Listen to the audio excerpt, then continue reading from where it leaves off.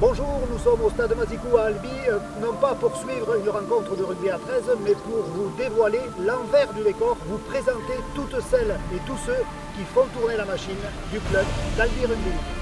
C'est parti. Après une belle carrière de joueur, il a accepté de prendre la responsabilité de l'école de rugby de l'ARL. C'est Adrien Jancoviac qui répond à nos questions. Bonjour Adrien. Bonjour Eric. Alors la première question, elle est toute simple. Qu'est-ce qui t'a donné envie de t'investir dans l'école de rugby? Eh bien, écoute, mon aventure au niveau de l'école de rugby commence en 2010 lorsque le club me propose un contrat en CAE au sein du club. Donc ma mission était de prendre en charge une équipe à l'école de rugby et de m'occuper un peu du site internet. À l'époque on avait le bureau au stadium et donc voilà, j'étais embauché en CAE. Mon aventure au sein de l'école de rugby commence là. Alors est-ce que tu peux nous présenter les éducateurs avec lesquels tu travailles? Eh bien écoute, je m'entoure d'une bonne équipe qui est composée de Nicolas Delpoux, avec moi en U7. Ensuite en U9 nous avons Jean-Charles Frézoul, un ancien joueur du club également. En U11 nous avons Sabrina Barré et en U13 nous avons Jamel Azri, également un ancien joueur du club. On rajoute à ça deux services civiques, Antoine Dasilva qui est encore parmi nous et Matteo Angles qui a signé un CDI au mois de décembre, donc il nous a quitté tout naturellement. Ensuite, on a des intervenants comme Thomas Lourdet qui vient de temps en temps nous donner un coup de main et qui fait la mascotte pour le grand bonheur des enfants. Je crois qu'il y a aussi les joueurs étrangers qui s'investissent à l'école de rugby. Tout à fait, tu fais bien de le souligner parce que c'est extrêmement important pour les enfants. Les joueurs étrangers ont amené beaucoup de choses au niveau des enfants. En plus, au niveau éducatif, c'est très intéressant pour eux. Et Benchi, avec son petit, avec nous à l'équipe U7, et c'était très intéressant pour les enfants d'avoir aussi un joueur étranger en U7. Au niveau global, l'effectif se situe à combien? Eh bien écoute, nous cette année on enregistre un bilan qui est très positif malgré la crise sanitaire.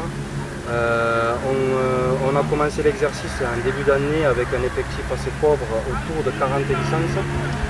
Aujourd'hui nous sommes plutôt à 60 licences, on enregistre une augmentation de plus de 70%, ce qui est très positif pour l'école de rugby. Alors quels sont les projets et les axes de travail pour les saisons futures? Alors les projets pour l'année prochaine, ça va être de participer à tous les tournois nationaux. Donc on va essayer de partir un maximum à l'extérieur pour aller se confronter à d'autres équipes qu'on peut trouver tout le temps dans le temps. Structurer l'école de rugby, établir un projet éducatif et sportif pour les enfants. Alors Adrien, avant de se quitter, est-ce que tu peux donner à nos amis téléspectateurs les démarches à faire pour inscrire les enfants à l'école de rugby? Eh bien écoutez, si des enfants veulent s'inscrire, déjà j'invite à m'appeler au 06 48 24 77 66. Je vous donnerai toutes les informations nécessaires pour pouvoir vous inscrire l'année prochaine. Également à l'adresse internet du club, l'adresse mail contact@albirugbyleague.com. Merci Adrien, à bientôt. Avec plaisir Eric et merci à vous pour tout ce travail que vous faites, c'est extrêmement important pour le club et je vous remercie vraiment du fond du cœur. Avec plaisir, bonne route. Merci. On est avec David Calmet, responsable de la restauration au sein du club d'Albi Rugby League. Alors David, bonjour. Bonjour Eric. Donc tu as la particularité d'avoir la double casquette de partenaire de l'ARL et de responsable de la restauration. Alors concrètement, en quoi consiste le job de responsable de la restauration? Alors c'est un peu vaste, donc on commence par toutes les collations des joueurs pour les matchs, collation des jeunes aussi, enfin, il y a joueurs élite 1 plus les jeunes. Ensuite tous les repas partenaires, repas bénévoles, buvettes, points chauds pendant les matchs. Alors justement, est-ce que tu peux nous présenter les personnes qui travaillent avec toi et leur rôle si possible? Voilà, alors bon, je ne vais pas présenter tout le monde parce qu'il y a énormément de monde, mais bon, les principaux, donc il y a Janine Ménadier, c'est elle qui s'occupe de faire toutes les courses et qui fait toute seule en général toutes les collations pour les joueurs. Ensuite, il y a Daniel Garot, qu'on surnomme Kachouk, qui est très connu dans le stade, qui s'occupe lui de tout ce qui est point chaud et tous les repas supporters, parce que tous les repas supporters, c'est nous-mêmes qu'on fait la restauration pour toutes les personnes qui veulent venir manger. Ensuite, les repas partenaires, c'est un traiteur qui vient faire le repas partenaire. Alors, est-ce que tu peux nous décrire une journée type justement dans la restauration? À quelle heure tu arrives au stade, le temps de mise en place, etc. Alors, je vais plutôt décrire un week-end. C'est-à-dire que souvent, le vendredi, on prépare la collation pour les jeunes, pour tout ce qui est école de rugby. Donc ça, c'est préparé par Janine tous les vendredis soirs et c'est pris par les jeunes le samedi matin s'ils partent en déplacement ou s'ils sont ici. Ensuite, quand il y a un match ici en élite 1 et junior, souvent les juniors jouent en levée de rideau. Donc on arrive souvent vers 11 h à peu près. On commence à préparer tout ce qui est buvette et préparer s'il faut le repas pour le soir, suivant s'il y a un repas partenaire ou un repas supporter. Donc les repas partenaires, par contre, c'est nous qu'on gère tout ce qui est apéritif, toast et tout ça. Donc souvent les bénévoles, ce qu'ils font, il y a aussi ceux qui s'occupent de l'organisation de matchs qui viennent et on fait un petit repas qui coûte vraiment pas cher et on mange tous ensemble à midi et on est prêt après pour l'après-midi, chacun prend son poste, ceux qui s'occupent de l'organisation de matchs et nous, ce qui est buvette, pour faire les toasts et s'il y a pour faire le repas supporter le soir. Alors après les matchs, il y a toujours ce moment tant attendu de convivialité sous le chapiteau avec ces fameux repas, parfois des repas partenaires. Combien de convives sous le chapiteau? On peut arriver jusqu'à 200 personnes. Voilà. Bon, en repas partenaire, on y est arrivé pratiquement tout le temps. En repas supporter, bon, ça a été depuis 3 ans, ça a été nouveau. Donc à la fin, on n'était pas loin des 200 invités. Bon, malheureusement, la crise de Covid nous a tout arrêté. Donc j'espère que la saison prochaine, on pourra recommencer et revenir avec des repas normaux et qui approchent les 200 personnes. Alors justement, tu parlais de la saison prochaine. Quels sont les projets pour les saisons futures? Alors nous, nos projets, ça serait de faire un repas supporter à tous les matchs, même qu'il soit plus petit parce qu'il y aura le repas partenaire, on ne pourra jamais faire 200, enfin je ne pense pas 200 convives, du moins pour le moment. Mais après, ça serait de proposer un repas aux supporters pour tous les matchs, même qu'il y ait un repas partenaire. Par contre, il va falloir qu'on ait d'autres moyens et d'autres structures pour pouvoir le faire. C'est un petit appel du pied à la municipalité. Exactement, il y a des projets sous le coude et j'espère qu'ils vont se réaliser pour qu'on puisse travailler dans de bonnes conditions. Voilà, parce que si on pouvait, déjà ça ramène alors une ambiance entre les supporters, les joueurs et les partenaires.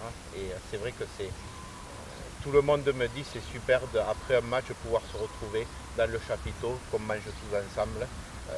Voilà, et ça crée un lien. Les supporters peuvent parler avec les joueurs peuvent parler avec les bénévoles, avec les partenaires s'il y en a.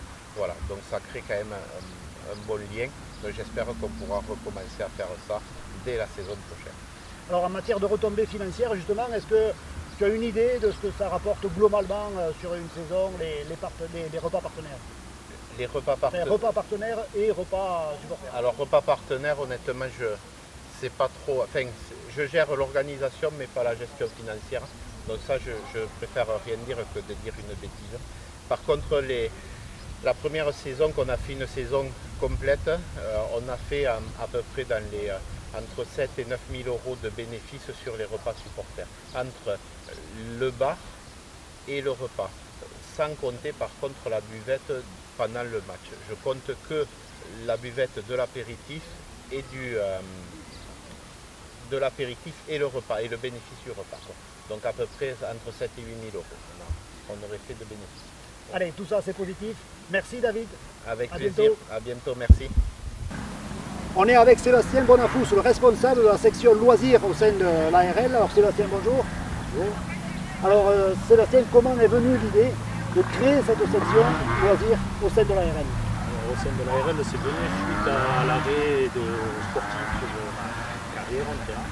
Et puis des anciens joueurs qui aussi voulaient rester dans le club en essayant de faire, en gardant sur le sport que l'on fait, le rugby à 13, et pour pouvoir aussi aider n'importe quel groupe qu'il y a dans le club pour essayer de faire quelque chose. Alors, depuis combien de temps cette section fonctionne? Depuis 2013, nous avons créé cette section. Au départ, c'était avec Nicolas Barré.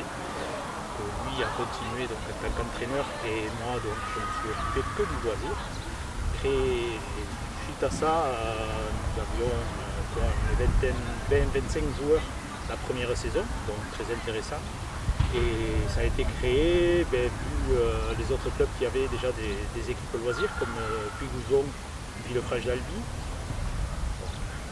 Alors les joueurs qui constituent cette section loisirs viennent de quels horizons? Alors il y a des anciens joueurs, il y a des nouveaux joueurs qui n'ont jamais joué au rugby ou quoi que ce soit, qui découvrent ça. Comme il n'y a pas de contact, il n'y a pas de contact ni même de plaquage, donc ça fait que ça permet de n'importe quel âge de venir galoper ou quoi que ce soit jeune, moins jeune ou encore moins jeune. Alors est-ce qu'il existe des rencontres avec les autres sections loisirs, des autres clubs du département du Tarn? Alors on a créé il y a 3 ans avec les autres sections du Tarn, donc on a trouvé un lien avec le comité du Tarn.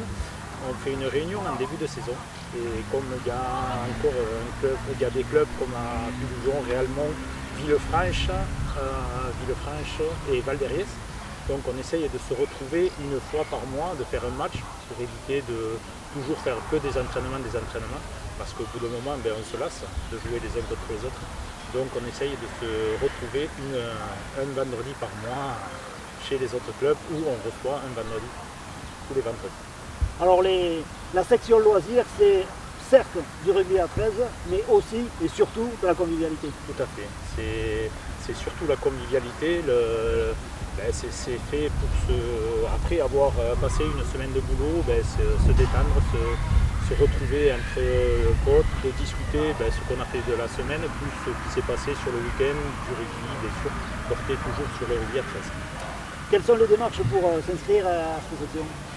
Les démarches sont très simples, il faut juste une licence qui fait partie de la Fédération française de 13. Donc, et après, de là, on se retrouve tous les vendredis soirs de 8h15, 8h30 jusqu'à 9h30. Nous essayons de rester sur le terrain, 9h30, 10h, on peut déborder, c'est pas un souci, au contraire. Et plus on est nombreux, plus on essaye de déborder parce que on se prend au jeu, comme tout le monde. Et après, on se retrouve, on boit un petit pot de l'amitié qu'on appelle tous ensemble. Allez, merci Sébastien, à bientôt. Avec plaisir, merci, au revoir.